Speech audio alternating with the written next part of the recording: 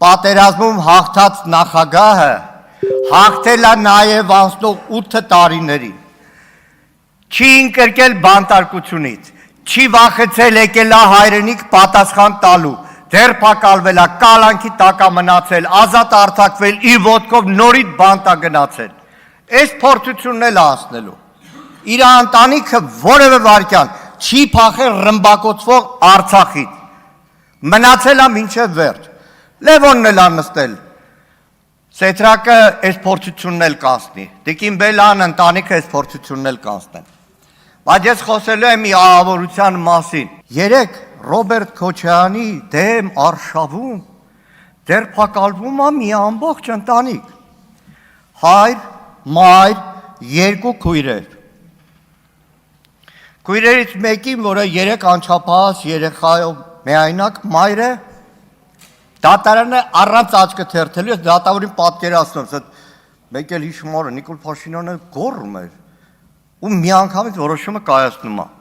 կալանք, տեսակցություններ մենակ անչափահաս երեխեքին, պատկերացնում եք կանանց գաղութ 8-9 տարեկան երեխեն մտնում է մենակով քայլում է, լավ կասեք կհակադարձեք, լավ տատին կպահի, չէ 74 տարեկան տատին էլ են կալանք տալիս,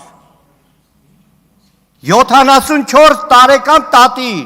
իսկ աղջկան գիտեք ինչ են կալանք տվել, իբր 98 թվականին 18 տարեկան աղջիկ երեխեն, այդ օրվա նախագահ Ռոբերտ Քոչարյանին օժանդակել է ինչ-որ հանցագործություն կատարելու մեջ, բայց դատավորը խելագարությամբ միջնորդություն էլ կհաստատի, որտեղ ինքը հիշում է, որ այս ամբողջ Նիկոլ Փաշինյանը գոռում էր լրիվ վրա, լավ տատին էլ անստած, կասեք մյուս քույրը կպահի, չէ, բայց մյուս քրոջն էլ են անչափահաս երեխեքի մոր կալանք տվել, Աստված միարացե հեռու բոլորի տղամարդիկ լսեք, հորը տվել են տնային կալանք, պատկերացնում եք այդ մարդու վիճակը, տնային կալանք, որ նույնիսկ իր թոռներին չի կարող այցելի,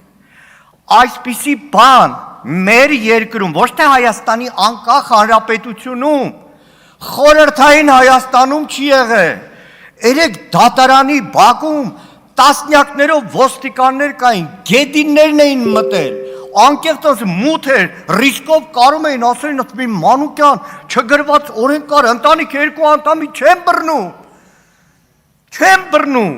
մեր 2 աղջիկ 3 տարել են կալանքի, Տիկին Բաթոյան խոսում եք կանանց իրավունքների մասին, մի հատ ՀԿ-ի բարձրաձայնում տեսել եք ցավի սիրտ եմ ասում, որտեղ գլխատվել է 8 տարին հասարակական սեկտորը,